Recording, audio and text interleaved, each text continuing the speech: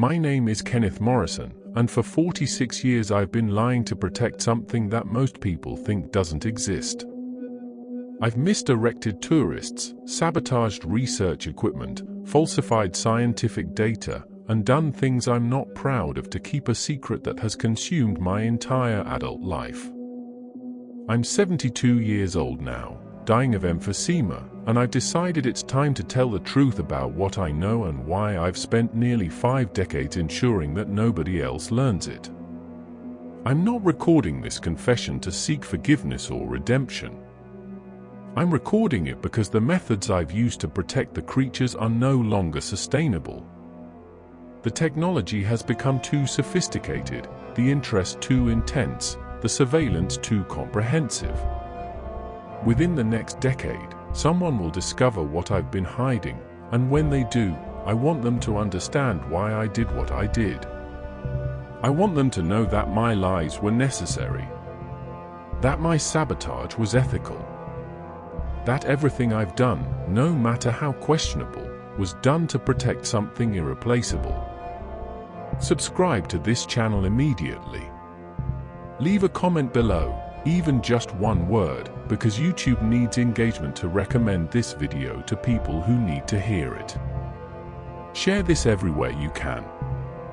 Not because I want attention or vindication, but because the people who come after me need to understand what they're dealing with and why the creatures I've been protecting deserve better than to become specimens or tourist attractions.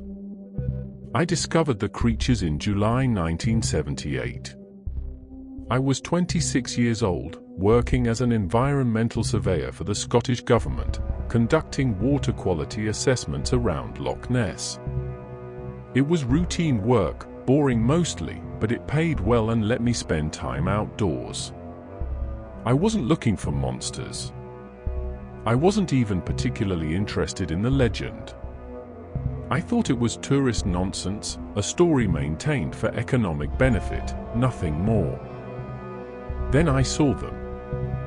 Not one creature. 5. A family group surfacing near my boat in the early morning, close enough that I could see every detail, clear enough that there was no possibility of misidentification or wishful thinking. They weren't prehistoric survivors. They weren't simple animals. They were intelligent, social, communicative beings that had been living in that loch for longer than we could measure, and they were asking me, through behavior and what I can only describe as deliberate communication, to keep their secret. I've kept it. For 46 years. Through marriage, divorce, the birth of my daughter, the death of my parents, career changes, technological revolutions, everything. I've kept their secret and actively worked to ensure others couldn't discover it. And now I'm going to tell you why, and what it's cost me, and what needs to happen after I'm gone. This isn't a story about discovery. It's a story about protection. About choosing to be a guardian rather than an explorer. About understanding that some knowledge is more valuable when it remains hidden, and that sometimes the most important scientific work is the research you never publish. Let me start with facts. Not speculation, not legend, but verifiable observations made over 46 years of systematic monitoring. The creatures in Loch Ness are real.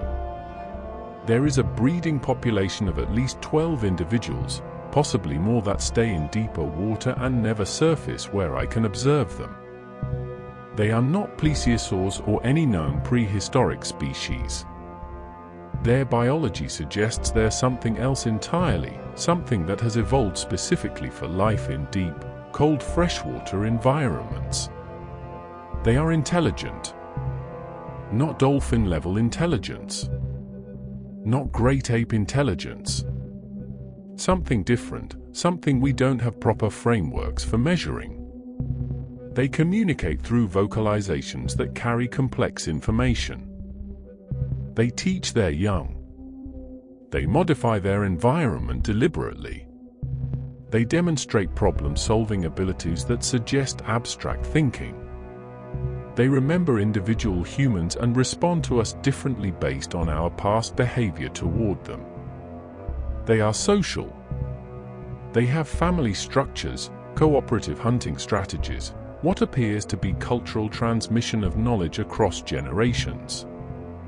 The juveniles I observed in 1978 are now adults with offspring of their own. I've watched 3 generations grow, mature, reproduce. I've documented behaviors that appear to be play, mourning, celebration. Things that suggest emotional complexity we typically attribute only to mammals. They are vulnerable. Their population is small, possibly too small to be genetically viable long-term. They're dependent on the loch remaining relatively undisturbed, on fish population staying healthy, on water conditions staying within narrow parameters. Climate change is affecting them. Pollution is affecting them. The increasing boat traffic, even though most people never see the creatures, is affecting their behavior and habitat use. They're surviving, but barely, and any significant disruption could push them over the edge into extinction. And they are aware that I'm protecting them. I know how that sounds. I know it suggests anthropomorphization, projection, seeing what I want to see rather than what's actually there. But I've had too many encounters over too many years to doubt it. The creatures know I divert tourists from areas they're using. They know I tamper with sonar equipment that gets too close to their refuges. They know I've spent 46 years running interference between them and a world that would destroy them through good intentions or bad. They trust me. And I've earned that trust by lying to everyone else. People ask, when I hint at what I've been doing, how one person could successfully hide evidence of a large animal population for nearly 5 decades. The answer is simpler than you'd think. It's not about hiding the creatures themselves. It's about managing human behavior, manipulating data, and understanding the difference between absence of evidence and evidence of absence. I started small. When tourists would ask me, in my capacity as a local guide after I left my government job, where the best spots were to see the monster, I'd send them to locations where the creatures never went. I'd emphasize the areas near Urquhart Castle, where tourist boats congregate, where the water is too shallow and too disturbed for the creatures to use. I'd talk about the deep water in the middle of the loch, where visibility is poor and sightings are impossible to verify. I'd never, ever mention the actual refuges, the feeding grounds, the areas where careful, patient observation would almost certainly yield genuine encounters. It worked remarkably well. Thousands of tourists over the years, all looking in the wrong places, all going home disappointed or seeing what they wanted to see in boat wakes and floating logs. The legend stayed alive, the local economy stayed healthy, and the creatures stayed hidden. But tourists were the easy part. The hard part was dealing with serious researchers, people with funding and sophisticated equipment and the determination to find proof. That's when I had to get creative, and that's when I started doing things that probably violate multiple laws. I've sabotaged sonar equipment. Nothing dramatic, nothing that would cause danger or raise suspicion. Just small modifications that introduce errors, that create false readings, that make data unreliable enough that research teams conclude their equipment is malfunctioning rather than that they're detecting something real. A loose connection here, a miscalibrated sensor there. Simple things that I could do with access and basic technical knowledge. I've falsified water sample data.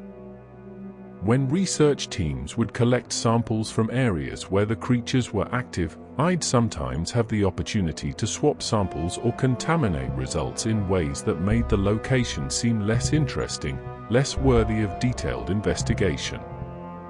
Again, nothing obvious. just enough to steer research away from sensitive areas. I've spread disinformation, started rumors about sightings in locations far from where the creatures actually were, provided false tips to journalists and documentary makers, created enough noise and confusion that the signal, the real evidence, got lost in a sea of hoaxes and mistakes and wishful thinking. And when necessary, I've used my relationships with local authorities to shut down research projects, called in favors, exploited bureaucratic procedures, raised safety concerns that weren't entirely fabricated but were definitely exaggerated, made it difficult enough, expensive enough, frustrating enough that research teams would eventually give up and move on to other projects. For 46 years, this has worked. The creatures have remained undiscovered, unproven, safely hidden in a loch that millions of people visit every year. And I've become very good at being the friendly local who knows a lot about the legend but has never seen anything himself, the reasonable skeptic who gently discourages serious investigation while supporting the tourist trade. But it's getting harder. The technology is improving faster than I can learn to sabotage it. The researchers are more persistent, better funded, more sophisticated in their methods. And I'm getting old, getting sick, losing the energy and mobility needed to maintain my protective interference. Which is why I'm making this confession now. Because someone needs to continue what I started, and they need to understand what they're protecting and why it matters. My marriage ended because of the creatures. My wife Sarah knew I was hiding something, knew I was spending time and money and energy on secretive activities I wouldn't explain. She thought it was an affair. I wish it had been that simple. An affair she could have understood, could have fought, could have forgiven or not forgiven on terms that made sense. But I couldn't tell her the truth. Couldn't explain that I was spending nights monitoring the loch, days sabotaging research equipment, weekends driving hundreds of miles to intercept documentary crews before they reached locations I needed to protect. She filed for divorce in 1995, after 17 years of marriage. Took our daughter Emma to Edinburgh. I didn't fight it. How could I? She deserved better than a husband who was married to a secret he couldn't share. Emma doesn't speak to me anymore. She thinks I chose obsession over family, that I prioritized a fantasy over real relationships. She's not entirely wrong. I did choose the creatures over my family. I made that choice consciously, repeatedly, for decades. I just wish I could make her understand that it wasn't fantasy I chose. It was responsibility. It was knowing that without my protection, something irreplaceable would be destroyed. My career opportunities were limited by my need to stay near the loch. I turned down promotions that would have required relocation. I refused positions that would have demanded too much of my time and attention. I've lived modestly, saved little, built no real financial security, because everything beyond basic survival has gone into maintaining my protective watch over the creatures. I've had no close friends. Friendship requires honesty, vulnerability, sharing of self. I couldn't do any of that without revealing what I was protecting, and I couldn't reveal that without risking everything. So I've been friendly with many people, close to none, isolated by the secret I carry. I've committed crimes. Property damage, data falsification, interference with legitimate research, probably a dozen other things that could have landed me in prison if I'd been caught. I've justified it all by telling myself it was necessary, that the ends justified the means, that protecting an irreplaceable species was worth breaking human laws. But the cost of those justifications, of living with the knowledge of what I've done and why, has been a kind of moral weight that never lifts. I believe I've done the right thing. I believe the creature's survival has been worth the price I've paid. But believing something is right doesn't make it easy to live with. The obvious question is why? Why protect rather than prove? Why hide rather than reveal? Why spend 46 years sabotaging discovery when discovery could have brought protection through legitimate conservation efforts? The answer is complicated, but it comes down to this. Proof would have meant death for the creatures. Not immediate death, not deliberate killing, but death through 1,000 well-intentioned cuts. I've watched what happens when rare species are discovered. I've seen the circus that descends on any habitat harboring something unique or endangered. The scientists who mean well but whose research methods cause stress and disruption. The media that turns every location into a spectacle. The tourists whose sheer numbers destroy the very thing they came to see. The governments that implement protection measures that somehow never quite protect enough. The Loch Ness creatures survive because people don't believe they're real. Because the legend is considered a joke, a hoax, a tourist attraction rather than a biological reality. The moment proof emerges, the moment scientists confirm there's a breeding population of unknown large aquatic animals in that loch, everything changes. Research vessels would fill the water. Sonar would map every centimeter of the loch bed. Underwater cameras would monitor every refuge. Attempts would be made to capture individuals for study, to collect tissue samples, to fit tracking devices. Even with the best intentions, even with strict conservation guidelines, the creature's habitat would be destroyed by the attention. And that's assuming the best intentions. What about the worst? What about governments that might see the creatures as resources to be controlled or studied in captivity? What about private interests that would want to monetize access? What about the simple reality that once something is proven to exist, it becomes a target for everyone who wants to claim, control, or profit from it? I've kept the creatures hidden because hidden is the only way they survive. Proof would be a death sentence. Mystery is their protection. My lies are their shield. Comment below right now. Tell me if you understand why I made this choice. Tell me if you think I was right or wrong. Every comment helps YouTube's algorithm show this to more people. Subscribe if you want to see the rest of this confession. Share this video with anyone who cares about conservation, about ethics, about the difficult choices we make when protecting something precious means hiding it from the world. The next chapters will detail specific incidents over the decades, the close calls I've managed to prevent, and what I believe needs to happen after I'm gone. Because my protection is ending. And someone needs to be ready to continue it, or the creatures I've spent my life safeguarding will be discovered, studied, and inevitably destroyed by the very people who think they're saving them.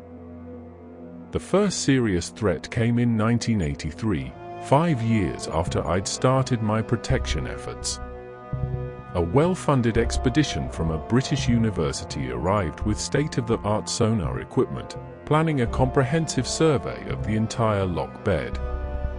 Their equipment was sophisticated enough that it would almost certainly detect the creatures if they scanned the right areas at the right times. I'd already established myself as a helpful local by then, someone knowledgeable about the loch who could provide historical context and logistical support. I volunteered to assist with their survey, positioning myself as a liaison between the research team and local authorities. They welcomed the help. They had no idea I was there to undermine their entire operation.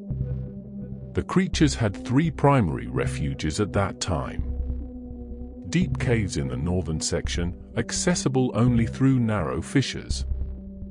A sheltered bay on the eastern shore where they fed in early morning. and a mid-loch area with complex underwater topography that provided cover and easy access to deeper water. I needed to ensure the sonar survey missed all 3 locations. I did it through a combination of misdirection and technical interference. I convinced the team leader that the most promising areas, based on historical sightings, were sections of the loch I knew the creatures never used. I arranged their survey schedule to ensure they'd be scanning sensitive areas during times when the creatures were elsewhere. And when they did scan near critical locations, I had already introduced subtle calibration errors into their equipment that made the data difficult to interpret. The survey ran for 6 weeks. They collected enormous amounts of data, most of it genuine, most of it showing exactly what you'd expect to find in a deep Scottish loch. Nothing unusual. Nothing that couldn't be explained by known geology and normal aquatic life. The team went home disappointed but not suspicious. Their equipment had functioned, their methodology had been sound, they'd simply failed to find what they were looking for because it wasn't there. Except it was there. I'd just made sure they looked everywhere except where it actually was. That expedition taught me important lessons about how to sabotage research without being caught. Be helpful.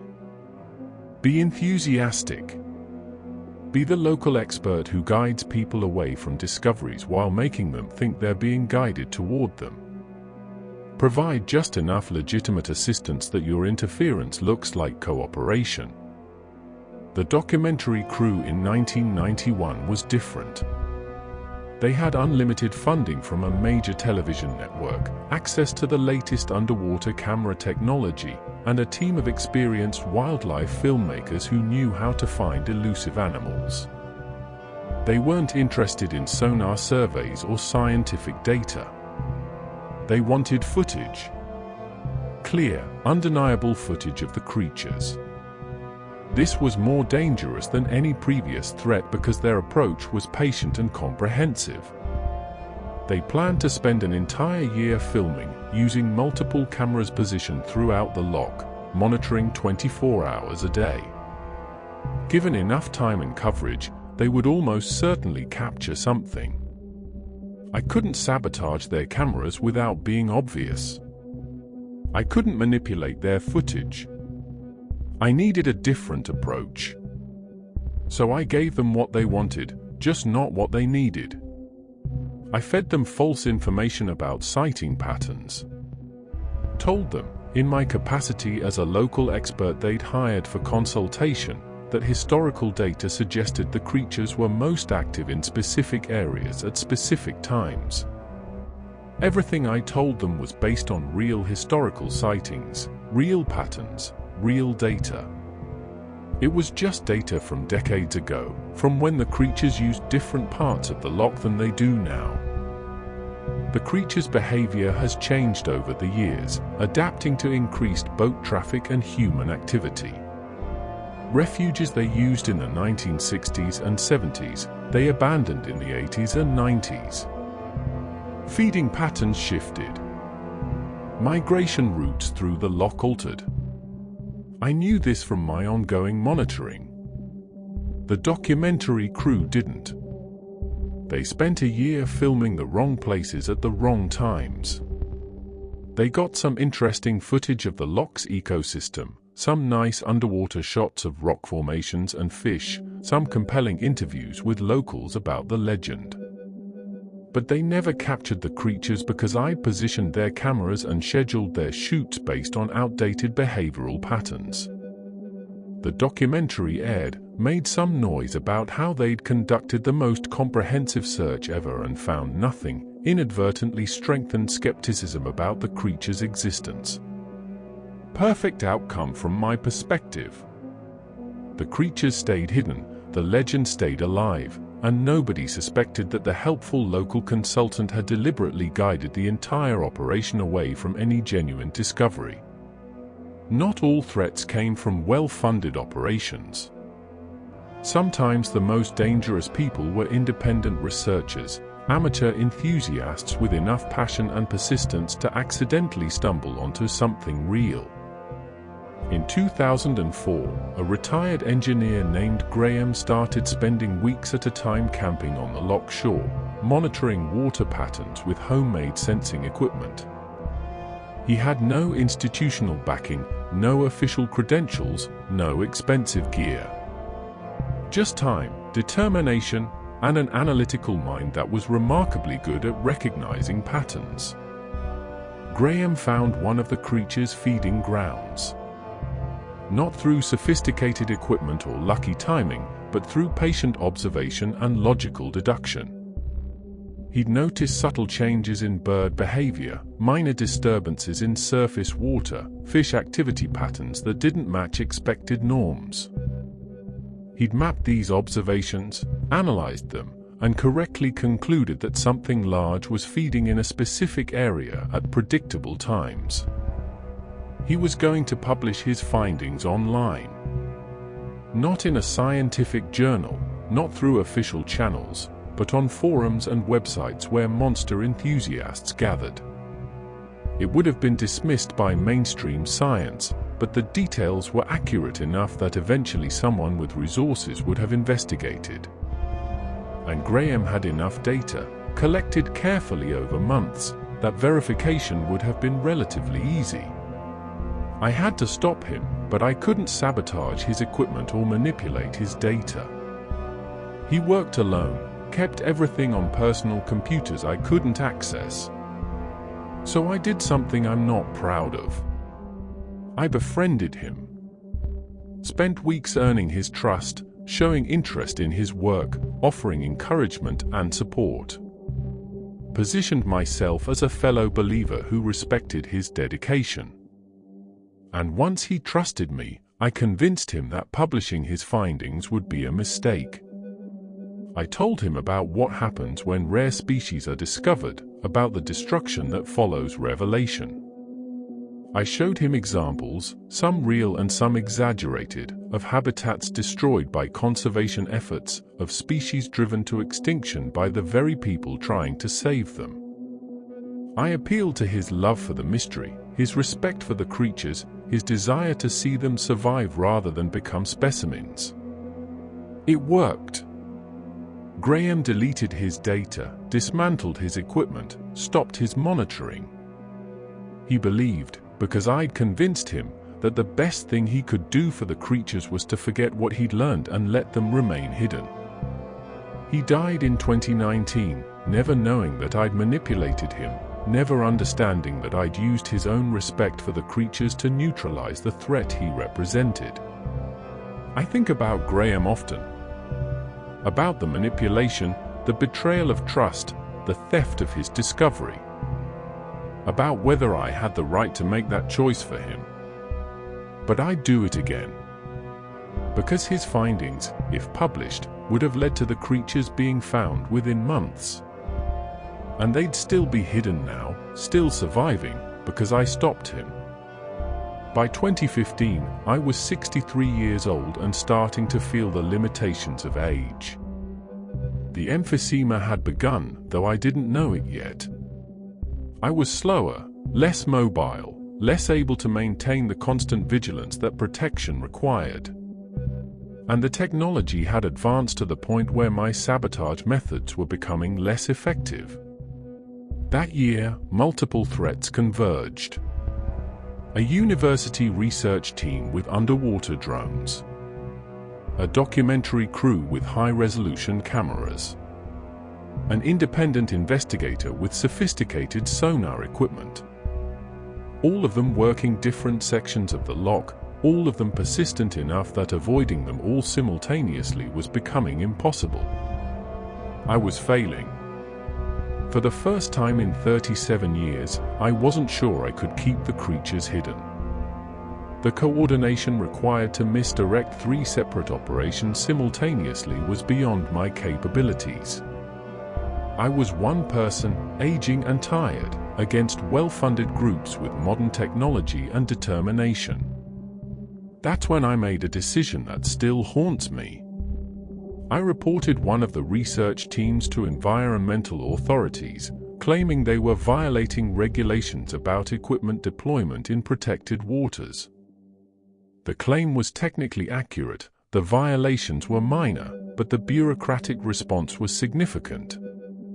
Their project was suspended pending review, their funding was frozen, their schedule was disrupted enough that by the time they could resume, the semester had ended and the team had disbanded. I'd used government power to shut down legitimate research. Exploited regulations meant to protect the environment to prevent discovery of species that were part of that environment. Turned conservation law against conservation. It worked, but the moral compromise felt different than my previous actions. More corrupt. More abuse of power than clever misdirection. But it bought time. The other operations failed to find anything significant that year. The creatures stayed hidden. And I accepted that protecting them would sometimes require actions that went beyond clever sabotage into territory that was harder to justify, harder to live with. Leave a comment below. Tell me if you think I crossed a line. Tell me if the ends justified the means. Subscribe to see how this story ends. Share this with anyone who wrestles with difficult ethical choices, with protecting something precious at the cost of your own morality. Because the final chapter is about what happens when the protector can't protect anymore, and what I've planned for after I'm gone. I'm dying. The emphysema is advanced, the prognosis is clear. I have perhaps a year left, possibly less. And for the first time in 46 years, I won't be able to protect the creatures. The surveillance I maintain, the interference I run, the misdirection I provide, it all ends when I die. Unless I can find someone to continue what I've started. That's proven harder than I expected. The kind of person who can do this work, who has the skills and dedication and moral flexibility required, is also the kind of person who has their own life, their own priorities, their own reasons for not wanting to spend decades in secretive isolation protecting something most people think is a hoax. I've tried to recruit 3 different people over the past 2 years. A marine biologist who lost her funding and was desperate for meaningful work. A former wildlife officer who'd become disillusioned with official conservation efforts. A young environmental activist with more passion and sense. None of them worked out. The biologist wanted to study the creatures, not hide them. The wildlife officer couldn't accept that protection meant sabotage.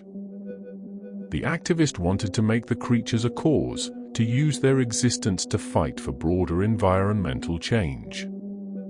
I need someone who understands that the greatest act of conservation is sometimes keeping a secret. Someone who can lie convincingly, sabotage effectively, and live with the isolation and moral weight that this work demands. Someone who loves the creatures enough to never want credit for protecting them, never want recognition for the sacrifices they'll make. I haven't found that person yet. Which means I'm preparing for the possibility that the protection ends with me. I've documented everything, the refuges, the behavioral patterns, the methods I've used, the threats I've countered. If someone does eventually step forward, if this confession reaches someone capable of continuing the work, they'll have everything they need. But I'm also preparing for the alternative. For the likelihood that after I die, the creatures will be discovered within a few years, maybe sooner. The technology is too good now, the interest too persistent. Without active interference, someone will eventually capture clear footage, definitive proof, irrefutable evidence. When that happens, when the revelation I've spent 46 years preventing finally occurs, I want there to be context. I want people to understand what the creatures are, why they matter, what's at stake. I want the scientists who study them to approach with respect rather than exploitation. I want the governments that regulate them to prioritize genuine protection over economic benefit or research opportunities. That's why I'm making this confession public. Not to seek vindication or recognition, but to provide a foundation for what comes after. To say, here's what I know about these creatures after nearly 5 decades of observation. Here's why they deserve protection. Here's what happens if we treat them as specimens rather than as beings worthy of respect and autonomy. I've been the guardian, the saboteur, the liar who protected truth by hiding it. For 46 years, I've chosen the creatures over every other priority in my life. I've sacrificed family, career, relationships, peace of mind, moral certainty. Everything. And I'd do it again. Because they're worth it. Because intelligence and consciousness and the capacity for complex emotional life deserve protection, regardless of what form they take. Because allowing them to be discovered would have meant their destruction, and preventing their destruction was worth any personal cost. My protection is ending. But my hope is that this confession will start a different kind of protection. One based not on secrecy and sabotage, but on understanding and respect and the recognition that we share this planet with minds that aren't human but are no less valuable for that difference. Subscribe to this channel. Comment below with your thoughts, your reactions, your understanding of what I've done and why. Share this video everywhere. Not for me, but for them. For the creatures I've protected. For the continuation of their existence beyond my ability to safeguard it. For the chance that humanity might, finally, be ready to know they exist without destroying them in the process. The man who knows too much is dying. The protection that knowledge enabled is ending. But the creatures survive. They're still there, still hidden, still thriving in the deep waters of Loch Ness. And when they're finally discovered, when proof finally emerges, I hope the world treats them with the respect and care they deserve. I've done everything I could. I've lied, sabotaged, manipulated, sacrificed everything. For 46 years, I've been their guardian. Now someone else needs to be. This is my confession. My justification. My plea for understanding and continuation. I'm Kenneth Morrison. I've known too much for too long. I've protected what needed protecting at the cost of everything else. And I'd do it all again.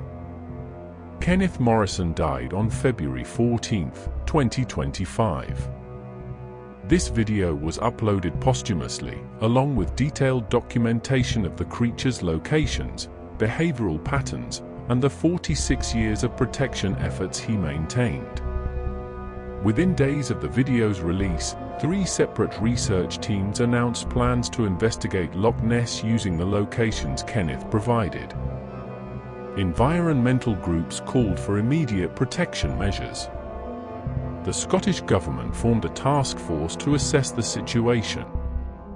Whether Kenneth's fears about discovery leading to destruction will prove accurate remains to be seen. Whether humanity has matured enough to protect without exploiting, to study without destroying, to acknowledge without conquering, is the question his confession challenges us to answer. The creatures are still there. Still hidden, for now. Still surviving because one man spent his entire adult life ensuring they remained undiscovered. His protection has ended. But his legacy, the knowledge he accumulated and the example he set, continues. The man who knew too much is gone. What we do with what he knew will determine whether his 46 years of sacrifice meant something, or whether the creatures he died protecting will become the specimens he feared they would. The choice, now, is ours.